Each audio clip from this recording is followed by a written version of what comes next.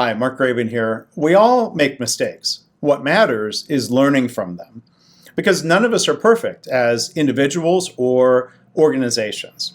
But not all mistakes have the same impact. We need to work really hard to prevent certain mistakes, while at the same time learning from those that do occur. When we're improving processes or trying to innovate, we should expect, if not invite, and celebrate mistakes and the learning opportunities they can provide. But we need to try to prevent mistakes that have a serious impact, whether that's in an airplane cockpit or a hospital's operating room. We can use checklists or, better yet, mistake proofing to try to prevent those mistakes. Preoperative checklists can be very helpful, but success and good results depends on them being followed.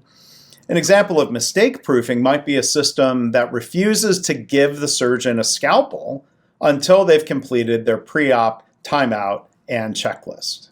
As much as we try to prevent mistakes, some will still happen. Our ability to learn from them is a matter of culture. That requires psychological safety so that people feel like they can admit mistakes and point them out and get a constructive response instead of punishment.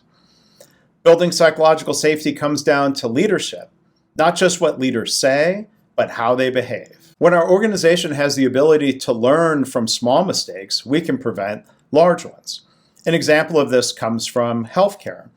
Let's say a physician writes an order for 600 milligrams of ibuprofen, but a nurse notices at the last minute that they were about to give an 800 milligram dose to the patient. In many organizations, leaders would say the system worked. The mistake never reached the patient, and life goes on, work goes on. But in a culture of learning from mistakes, which helps build a culture of continuous improvement, the organization realizes that the mistake is a learning opportunity, even if no harm occurred to the patient.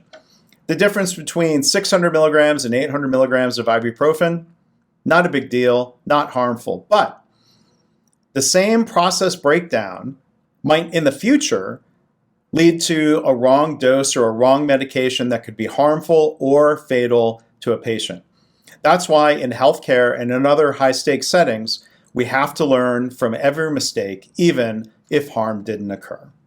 To further explore these ideas about learning from mistakes, please check out my podcast, My Favorite Mistake, and my book, The Mistakes That Make Us, Cultivating a Culture of Learning and Innovation. You can learn more about the book at mistakesbook.com. You can learn more about the podcast at mistakespodcast.com.